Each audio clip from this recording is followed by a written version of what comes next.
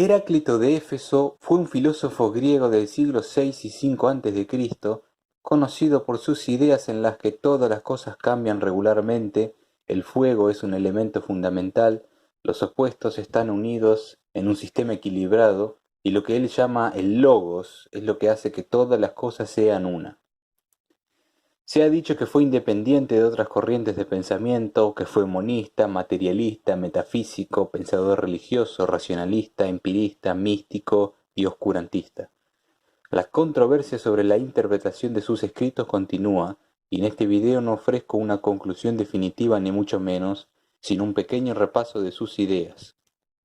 Como con el resto de los pensadores antiguos, nuestra lectura de los fragmentos de Heráclito, así como la de cualquier intérprete en la historia antigua o moderna, va a estar marcada por la propia experiencia de forma inevitable, y hay que reconocer este hecho. Si queremos entender las ideas de un autor antiguo e interpretar esas ideas históricamente, tenemos que volvernos conscientes de nuestra propia perspectiva y tener cuidado de no ser indebidamente influidos por esta. Como dijo Heráclito, a menos que uno espere lo inesperado, uno no lo va a encontrar. Tenemos que estar preparados para estar sorprendidos. No se conoce mucho sobre su vida. Se ha reportado que nació cerca del año 540 a.C. y vivió hasta los 60 años. Su padre se llamaba Blisón. Desde la antigüedad lo apodaban el filósofo oscuro, por su estilo de escritura difícil de interpretar. La información proporcionada por Diógenes Laercio es poco fidedigna, pero algunas historias son sugestivas. Se dice que Heráclito escribió un libro que él guardó en el templo de Artemisa de su ciudad. En esa época no había bibliotecas, y los templos servían para guardar dinero y otras cosas valiosas. Diógenes Laercio dice que ese libro está dividido en tres partes: cosmología, política y teología, pero hay interconexiones entre estas esferas, y que está escrito en un lenguaje oscuro y difícil de entender para que solo las personas de alto rango y no la gente en general tengan acceso a él. De hecho, el mismo acceso al templo era limitado para el público. Hoy ese libro está perdido, pero han sobrevivido numerosos fragmentos. Heráclito provino de la ciudad de Éfeso, una antigua localidad de Jonia en Asia Menor que actualmente se ubica en Turquía. En su tiempo, Éfeso era una ciudad opulenta rivalizada con Mileto, la ciudad de Tales, y con Samos, la ciudad de Pitágoras, y estaba bajo control persa. Era de una familia aristocrática y no se llevaba bien con sus compatriotas. Antístenes en sus sucesiones cita como señal de su arrogancia que él cedió el reino hereditario a su hermano. Muchas anécdotas circulan acerca de su vida.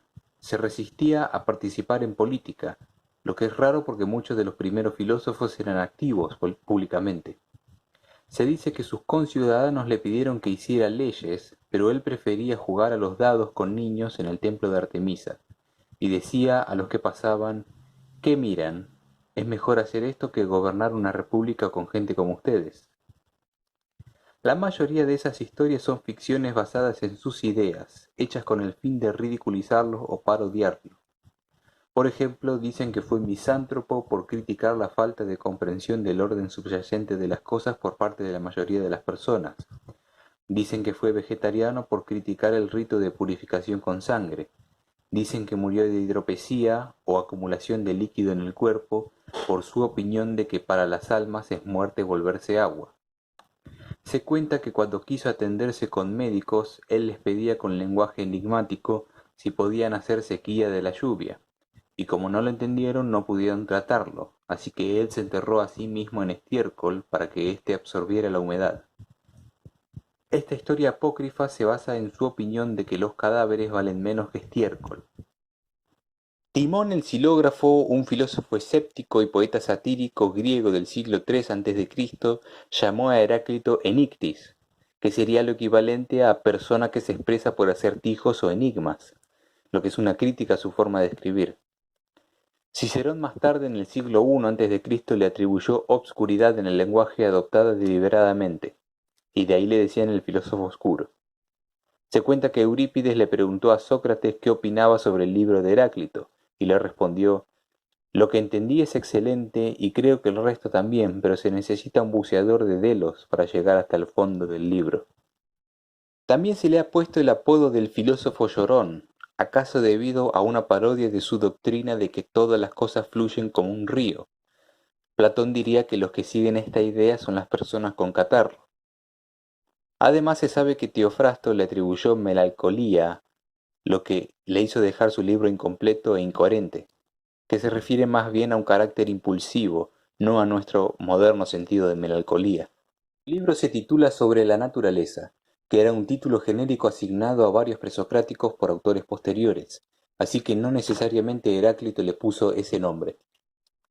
Hay debate sobre si su contenido consiste en refranes de uso oral, y los fragmentos que tenemos ciertamente dejan esa impresión, porque no parecen un discurso escrito consecutivo y constante. Como sucede con el resto de los presocráticos, solo tenemos fuentes secundarias tardías de sus ideas. Tenemos cerca de 120 fragmentos atribuidos a él, que son difíciles de interpretar, ya sea por la antigüedad de los reportes o por el propio estilo de escritura. ¿Acaso ni Platón ni Aristóteles, los que estuvieron más cerca de él, lo entendieron apropiadamente en su momento? En general, Platón se refiere a Heráclito de forma humorística, y a que le debemos la atribución a Heráclito de la idea de que todo fluye.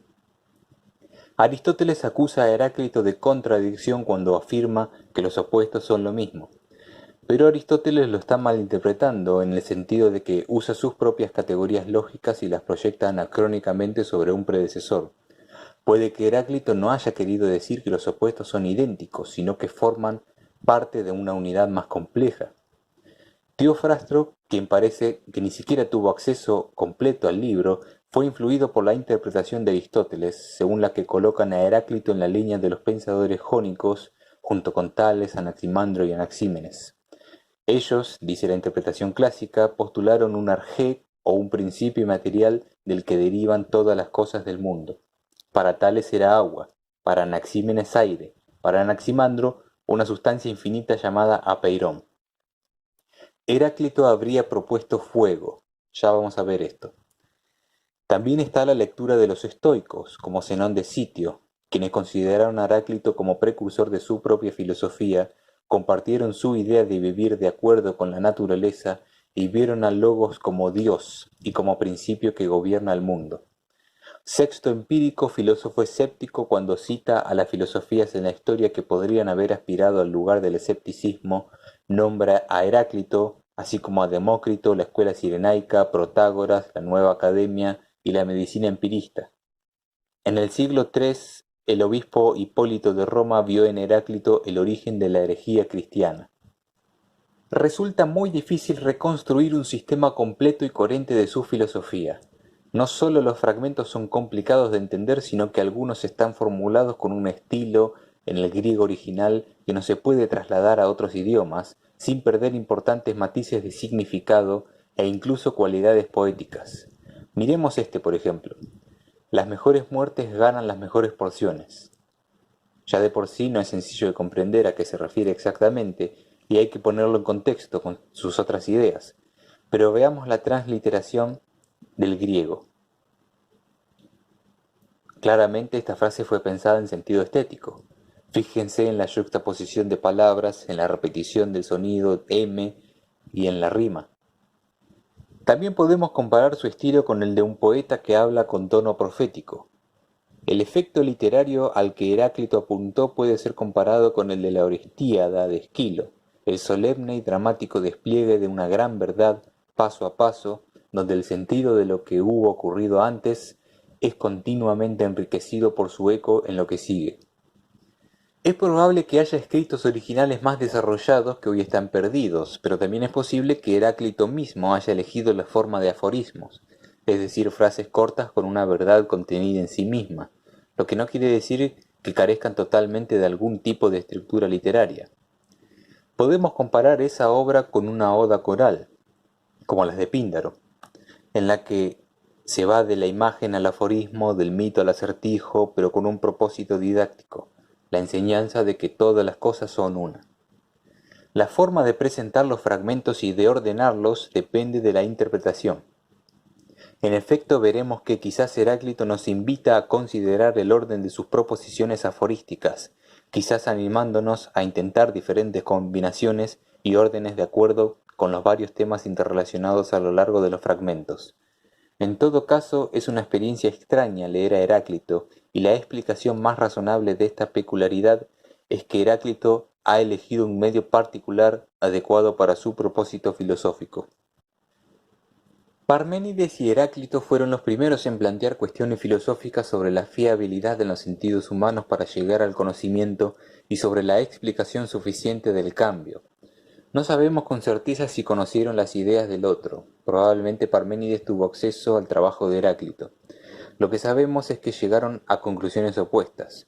Heráclito dijo que todo cambia regularmente, Parménides afirmó que el cambio no existe. Este es el gran contraste en la filosofía presocrática. Ahora bien, la famosa frase todo cambia o todo fluye del griego pantarrei no puede ser exactamente atribuida a Heráclito, ya que es más bien un resumen de sus ideas. Pero aún así el problema persiste. ¿Qué quiere decir que todo cambia? ¿Tenemos que tomar esto en sentido literal? Según la interpretación moderna, el cambio está confinado entre ciertos límites o medidas que aseguran el balance entre las cosas que interactúan. Pero es evidentemente una parte importante de su mensaje que un estado de aparente reposo o equilibrio pueda ocultar una tensión o interacción subyacente entre opuestos. Ya vamos a ver los fragmentos que ilustran esto. Empecemos por el principio. Sobre el logos, que es como yo lo describo siempre, los hombres se muestran incapaces de entenderlo, tanto antes como después de haberlo oído. Ya que aunque todas las cosas pasan de acuerdo con este logos, los hombres son como gente sin experiencia, incluso cuando experimentan tales palabras y obras como yo explico, cuando distingo cada cosa de acuerdo con su constitución y declaro cómo es. Pero el resto de los hombres falla en darse cuenta de lo que hacen después de que despiertan, así como se olvidan de lo que hacen cuando duermen. Este podría ser el comienzo del libro de Heráclito. Es el fragmento más largo y es quizás la pieza de prosa más larga en la antigüedad, antes de las historias de Heródoto. Anaximandro había escrito en prosa 50 años antes y de él sobrevive una cita. Estos tres autores que nombramos son lo más elevado de la forma literaria en prosa de Jonia, que había sido enriquecida por la larga tradición de la poesía épica de Homero. Sin embargo, nuestro filósofo tiene la particularidad de que no tiende a escribir una historia en el sentido de reporte o investigación, sino a otra cosa también. Heráclito presuntamente eligió escribir en prosa porque ese era el nuevo lenguaje científico de su tiempo y el idioma tradicional de la sabiduría aforística. Pero mientras la tendencia general de la prosa jónica va hacia la claridad y franqueza, el rasgo distintivo del estilo propio de Heráclito es más un deleite délfico en la paradoja, el enigma y el equívoco. Desde el principio nos enfrentamos con una ambigüedad. No queda claro el uso del adverbio siempre. Si el logos, que en este caso significa discurso o reporte, es siempre el mismo, o si los hombres son los que siempre no entienden. Aristóteles se dio cuenta de esta ambigüedad y la toma como una debilidad en la comunicación, pero la podemos tomar también como un recurso poético que enriquece el significado de lo que se dice. Heráclito se está quejando de que la mayoría de las personas somos inconscientes de una verdad importante, tanto para el universo como para nosotros mismos. Pero también nos dice por qué estamos equivocados de una forma que ya genera intriga. ¿Qué quiere decir que no nos damos cuenta de lo que hacemos después de que despertamos? Y que nos olvidamos de lo que hacemos cuando dormimos. ¿Por qué no entendemos el logos? ¿Cómo puede Heráclito esperar que entendamos el logos antes de haberlo oído? ¿Qué es eso del logos? El término logos ha sido traducido como razón, como principio racional o como palabra, a la manera del comienzo del Evangelio de Juan. En el principio era la palabra. Por un lado, el logos está en las palabras de Heráclito, quien se frustra por el hecho de que nadie lo comprende como debería. Por otro lado, el logos es de naturaleza objetiva y es un proceso natural que está en el mundo. El uso de Heráclito sobre el logos explota la ambigüedad inherente entre palabra y objeto representado. Una palabra es un signo, y lo que es significado típicamente es un objeto o un estado de cosas, y aún la única forma de indicar lo que es significado es por el uso de la palabra. Así, Heráclito usa logos tanto para su opinión como para la realidad que él afirma describir. Si tomamos el fragmento 50, No escuchándome a mí, sino al Logos, es sabio acordar que todas las cosas son una. Queda claro que Heráclito no quiere necesariamente que tomemos sus palabras, sino que busquemos por nuestra cuenta al Logos en sí mismo y lo escuchemos. Cuando dice que todas las cosas pasan de acuerdo con el Logos, podría indicar que la descripción Logos de Heráclito es la correcta. Pero también podría sugerir que las cosas del mundo suceden de acuerdo con el Logos, en el sentido de que el Logos es la causa de las cosas y es un principio activo que ordena el mundo. No es fácil sacar una conclusión segura, ya que Heráclito parece diferente para virtualmente todos los que pasan el tiempo con él, y los formidables y únicos problemas asociados con sus fragmentos y las maneras en que han sido preservados no alientan la posibilidad de que alguna vez habrá consenso sobre cómo presentar el material, por no hablar del mismo significado. Por ejemplo, los filósofos estoicos, influidos por Heráclito, sostuvieron que el mundo es gobernado por un principio irracional causal, al que a veces llamaban logos y otras veces Dios. Entonces, volviendo al tema, Heráclito no está contento con el pensamiento de los demás. Por lo tanto, es necesario seguir lo común, pero aunque el logos es común, muchos viven como si tuvieran una comprensión privada. La mayoría no vemos lo que es común a todas las cosas y nos movemos en un mundo privado y aislado, como cuando soñamos.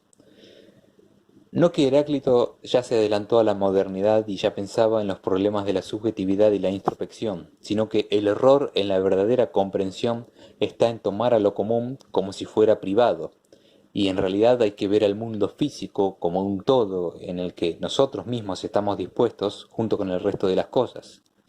Otros fragmentos en los que muestra su encono hacia sus compatriotas son los que siguen. ¿Qué entendimiento e inteligencia tienen ellos? Ellos ponen su confianza en poetas populares y toman a la muchedumbre como su maestro, inconscientes de que la mayoría de las personas son malas y pocos son buenos. Los perros ladran a quienes no conocen. Las bestias son llevadas a pastar a los golpes. El tonto se emociona por cualquier palabra, de vuelta el uso de logos. Heráclito afirmó que las opiniones humanas son como juguetes para niños, pero también ataca a sus predecesores. Para Heráclito una cosa es sabiduría, o sea el conocimiento del logos, y otra distinta es tener varios saberes. El aprendizaje de muchas cosas no enseña entendimiento, si no hubiera enseñado a Hesíodo, a Pitágoras, a Genófanes y a Hecateo. Aparte, esto es evidencia de una de las características de los presocráticos, el debate y la crítica de ideas de contemporáneos y precursores. A pesar de su inherente tono de rivalidad y de dogmatismo, en el sentido de que cada uno asegura tener la solución definitiva sobre las cuestiones de las que hablan, ellos, los presocráticos, frecuentemente mostraron su conciencia sobre la necesidad de examinar y evaluar teorías en vista de las bases aducidas a estas. Y este principio es, uno diría, la precondición necesaria para el progreso tanto en filosofía como en ciencia. Un contraste fundamental entre los presocráticos y Sócrates está en su postura ante la filosofía, una palabra que en griego sencillamente quiere decir amor por la sabiduría, o sea que uno puede amar la sabiduría sin ser sabio. Parménides y Heráclito dirían que ya son sabios. En cambio, Sócrates manifestaría que él no es sabio, pero que está dispuesto a dedicar su vida a la búsqueda de la sabiduría, lo que él considera como lo más importante para los hombres. Sigamos con la falta de entendimiento de los hombres. Pitágoras, hijo de Mnesarco, practicó la investigación más que todos los hombres, y haciendo una selección de esos escritos, se adjudicó para su propia sabiduría lo que era conocimiento de muchas cosas, y un arte engañoso. El conocimiento de las personas más famosas que ellos guardan no es más que opinión. La justicia condenará a esos que fabrican falsedades y a los falsos testigos. Heráclito dijo que Homero merecía ser expulsado de los concursos y azotado, y también Arquíloco. El único al que rescata es a Bías, uno de los 7 sabios de Grecia. En Priene nació Bías, hijo de Teutamo, cuyo valor es mayor que el de los demás. Bías, o Biante de Priene, es conocido por decir que la mayoría de los hombres son malos. También hay que destacar que Heráclito no critica a los filósofos de la escuela de Mileto. Volviendo al inicio, antes de pasar a otro tema, este proverbio caracteriza a la vida humana en términos epistémicos, en términos de error casi universal en asimilar la propia experiencia. Su preocupación inicial está menos en la estructura de la realidad que en la extrema dificultad para comprender esa estructura. Parménides diría que los sentidos humanos son completamente ineficaces para llegar a la verdad y el conocimiento. Heráclito no los descarta, pero asegura que debemos usarlos con cuidado. Malos testigos son los ojos y los oídos para el hombre si tienen almas que no entienden su lenguaje. La verdad a la que Heráclito declara haber llegado con la correcta comprensión de los sentidos es a la del logos. Todas las cosas suceden o se generan de acuerdo con el logos y este es común a todo, ya sea porque es una realidad objetiva presente en todas las cosas o porque es accesible a todos los humanos. Lo que pasa es que la mayoría no nos damos cuenta. Esto equivale a la afirmación de que el mundo es gobernado por un principio racional que los humanos pueden llegar a comprender. Podemos comprenderlo porque somos racionales también, y nuestra racionalidad está relacionada con el principio racional universal del logos. No hay un sentido justo del término. El logos puede significar la cosa dicha, pero hay muchas cosas que podemos decir. Una palabra, una oración, una historia, un discurso, una opinión, un pensamiento, un argumento.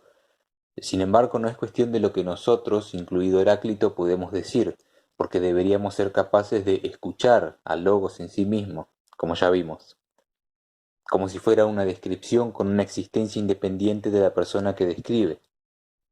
¿El logos acaso es equivalente al pensamiento por el que todas las cosas son gobernadas mediante todas las cosas?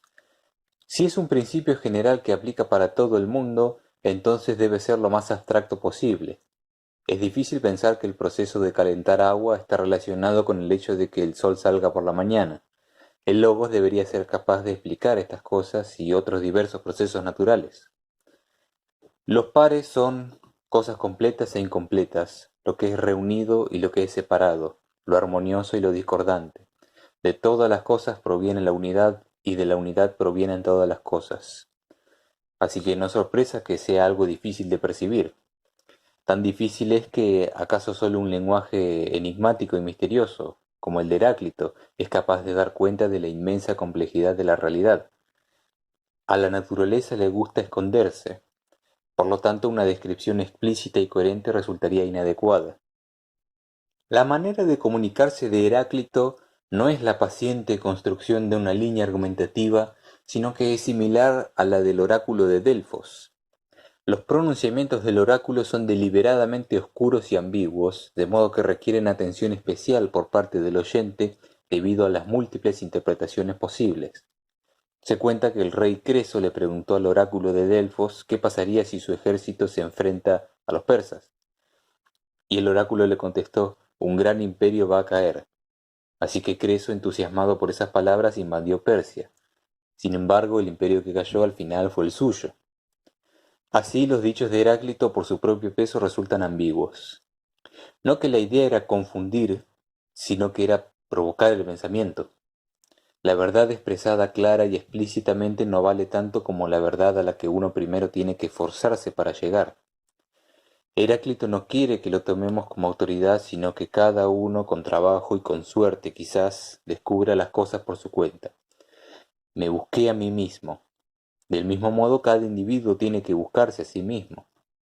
No obstante, esto no quiere decir que seamos puramente reflexivos en sentido interno, sino que debemos mirarnos en relación con la sociedad y con el universo. A lo sumo uno puede llegar a aprender de sí mismo mirando el mundo que nos rodea. Siguiendo con el tópico, el logos debe ser interpretado acaso como la fórmula común o el método proporcionado de ordenamiento de las cosas, lo que puede ser llamado como el plan estructural de las cosas, tanto individualmente como en suma. El sentido técnico de logos en Heráclito está probablemente relacionado con el sentido general de medida, cuenta o proporción. Aún así, fórmula, ordenamiento proporcionado y demás son engañosamente abstractas como traducciones del sentido técnico de logos. El logos fue probablemente concebido por Heráclito como un constituyente real de las cosas, y en muchos respectos es coextensivo con el constituyente cósmico primario, el fuego. O sea, el logos es el elemento que constituye y ordena todas las cosas del mundo, pero a su vez tiene existencia concreta, según Kirk. Platón diría que algo puede ser de forma no concreta. Normalmente nosotros diríamos que por un lado está el orden, que puede ser abstracto, y por otro lado está la cosa ordenada, que es concreta. Por más de que el ordenamiento sea fundamental para la cosa ordenada, esto no quiere decir que existan de la misma manera. En suma, el logos es un concepto difícil de dilucidar. No hay una palabra equivalente en algún idioma actual que sirva como traducción justa. Heráclito usa el término con los sentidos de palabra, historia, reporte, estimación, selección, proporción, razonamiento. Toda interpretación definitiva va a ser controversial.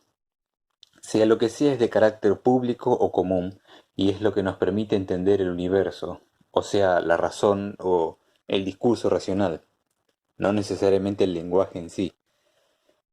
Otra lectura posible, más cerca de los estoicos que de Heráclito, es que además de ser un ejercicio discursivo, el logos también es el principio racional que controla el universo. ¿De qué manera lo hace? Es difícil saberlo, pero probablemente Heráclito pensaba como Genófanes en una deidad suprema y unitaria cuya mente sirve como portadora del logos cósmico. En los tiempos de Heráclito la filosofía aún estaba ligada a la cosmología, es decir, la descripción del mundo físico. Para él existen unas entidades o fuerzas observables como lo frío y lo caliente, lo húmedo y lo seco, que están en constante lucha entre sí. Esta lucha de proporciones bélicas y legales es una instancia particular del plano abstracto conocido como la unidad de los opuestos. Ya vamos a ver esto, que es la estructura fundamental subyacente de todo el universo. Entonces la comprensión consiste en descubrir esas estructuras, que no son tan obvias para nuestra experiencia diaria. Heráclito está haciendo filosofía de la ciencia, por lo menos de forma primitiva, en el sentido en que hace explícito el proyecto de la teoría, o sea, comprender la estructura profunda, la que no se puede ver fácilmente. El filósofo no solo nos habla de la constitución real del mundo, sino de la calidad de nuestro conocimiento. Es seguro afirmar que lo que él llamaba el logos es el principio único que gobierna el universo y el objeto mismo de conocimiento genuino.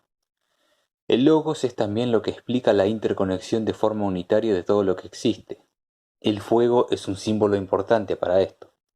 El mundo no fue hecho por dioses ni hombres, sino que siempre fue, es y será un fuego de eterna duración, encendido y apagado según su medida. No que el mundo está hecho materialmente de fuego, sino que es un sistema ordenado de cambio. Piensen en el fuego. Siempre está cambiando, no tiene una forma definitiva, pero esencialmente es el mismo. Del mismo modo, el mundo está hecho de una serie de cambios. El verdadero conocimiento está en contemplar el hecho de que, más allá de las diferencias entre los opuestos, hay una unidad. El fuego, de hecho, es un símbolo muy ambiguo. Puede implicar vida y muerte, es destructivo y reconfortante, pero no parece un material del que otras cosas están hechas, sino un proceso de transformación. ¿Acaso para Heráclito el cosmos no tuvo inicio ni tendrá fin, sino que es un proceso eterno? Bueno, sigamos preguntando por eso de que todas las cosas son una.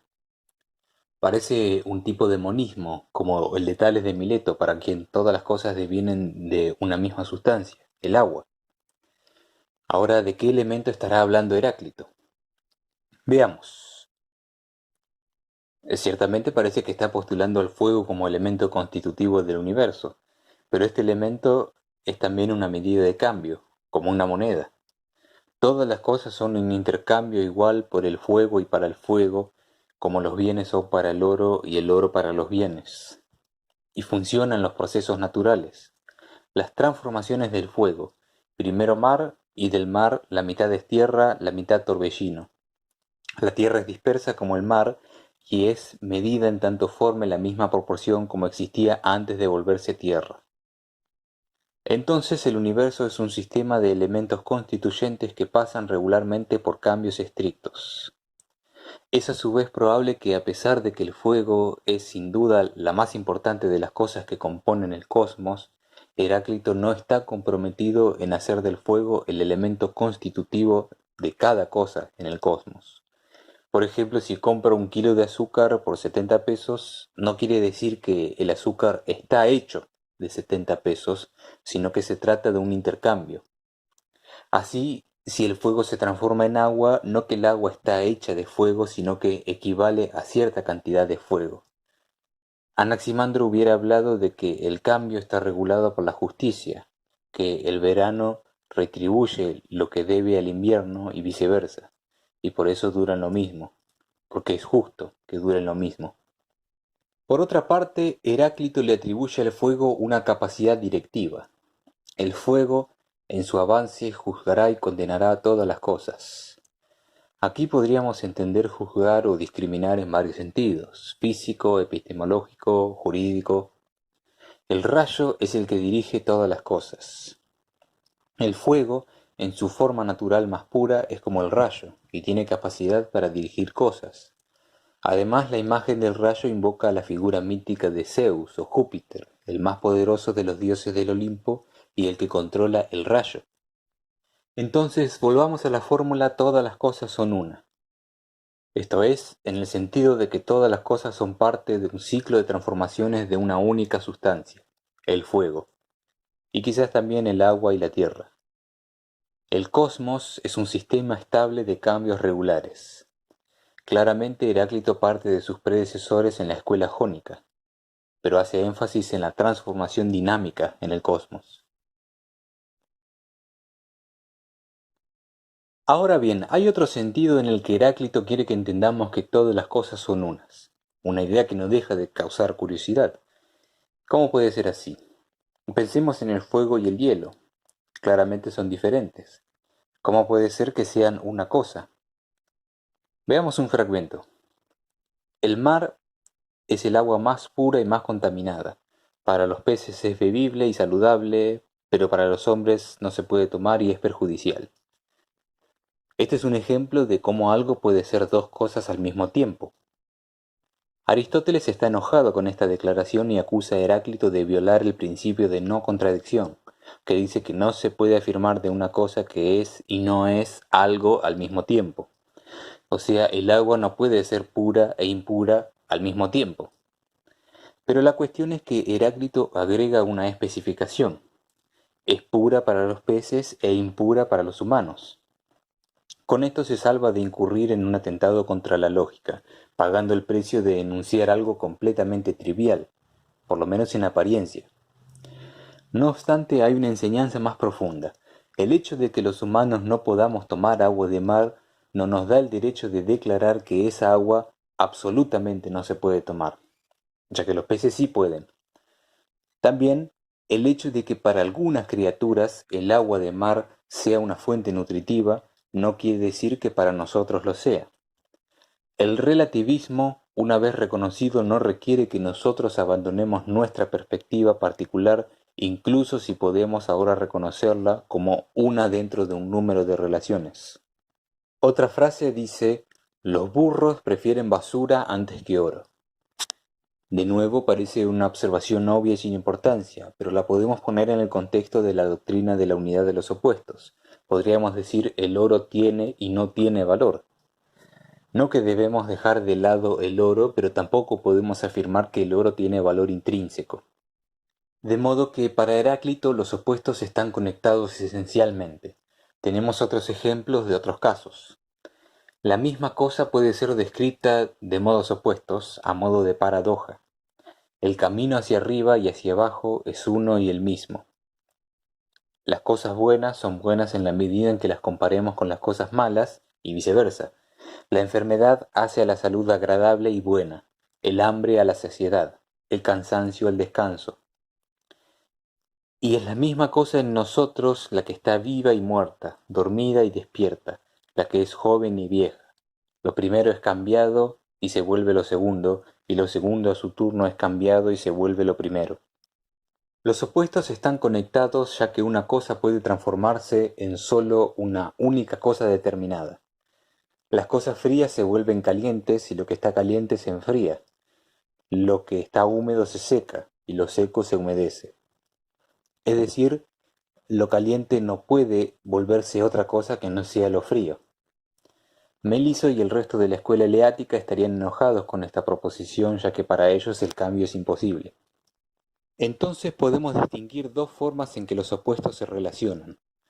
Los opuestos son inherentes a la cosa misma, o los opuestos son instancias del mismo proceso constante, pero en definitiva nunca están completamente separados. Anaxágoras más tarde compartiría esta opinión.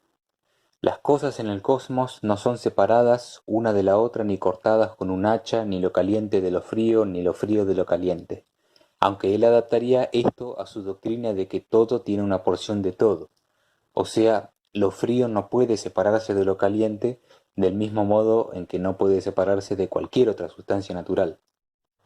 La realidad del mundo consiste igualmente en unidad y pluralidad. Las cosas tomadas juntas son un todo y no un todo, algo que se está reuniendo y se está separando, que está afinado y desafinado. De todas las cosas proviene una unidad y de una unidad todas las cosas. Los opuestos, como el frío y el calor, forman una unidad en tanto formen parte de lo mismo, y al mismo tiempo forman una pluralidad de dos sustancias separadas y discretas. Las consecuencias de esta afirmación son epistemológicas. Tendemos a pensar en las cosas y en procesos complejos separadamente sin prestar atención a sus interrelaciones con el todo del que forman parte. Este es un serio error. La manera correcta de verlas implica la comprensión del todo y el reconocimiento de sus partes en este. Esto no rechaza sus individualidades, pero podemos apreciar mejor la individualidad de una cosa cuando sabemos cómo está relacionada con otra cosa. Un árbol es una unidad, pero también es un conjunto ordenado de hojas, ramas, raíces, etc. Curiosamente, la tensión y la armonía pueden coincidir. Los hombres no entienden cómo lo que está en desacuerdo concuerda consigo mismo. Es una afinación entre tensiones opuestas como la del arco y la lira. La tensión de una cuerda es un requisito para la armonía de un instrumento. Otro ejemplo de que los opuestos son parte de lo mismo. Dios es día y noche, invierno y verano, guerra y paz, saciedad y hambre. Él pasa por una alteración de la manera en que el fuego, cuando es mezclado con incienso, es nombrado de acuerdo con el aroma de cada uno de estos.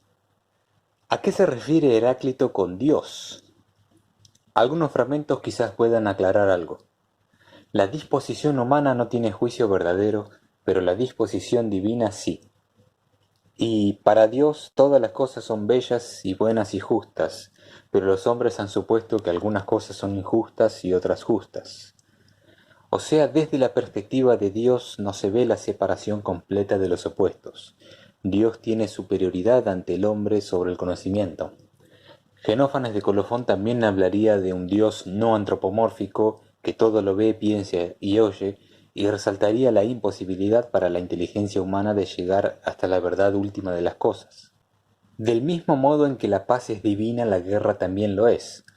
Hasta los opuestos más antipáticos son expresiones de un solo constituyente que ordena el cosmos. Dios es lo que conecta todas las cosas. Los cambios solo son nominales, del mismo modo en que el fuego parece ser diferente en función del incienso que se le arroje, pero fundamentalmente la constitución permanece.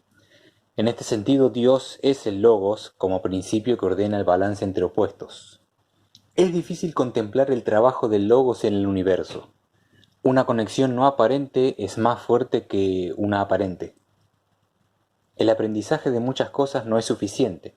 La sabiduría es una cosa. Es conocer el pensamiento porque todas las cosas son gobernadas mediante todas las cosas. Los siguientes fragmentos muestran que hay una lucha sin fin en la naturaleza. Es necesario saber que la guerra es común y la lucha es justa, y que todas las cosas que se generan y se destruyen ocurren a través de la lucha. La guerra es el padre y el rey de todo, y a algunos ha hecho dioses y a otros hombres, a algunos libres y a otros esclavos. El cosmos es un campo de batalla en el que, como tal, hay avances y retrocesos temporales. pero no hay completa dominación de una parte por sobre la otra, sino que hay un balance general que permite la estabilidad de las cosas. De lo contrario, el resultado sería la destrucción porque los opuestos se necesitan mutuamente. No habría día sin noche, ni calor sin frío, ni seres vivos sin macho ni hembra. En suma, paradójicamente, el cambio regular es la base de la estabilidad. Y hay una imagen que ilustra esto.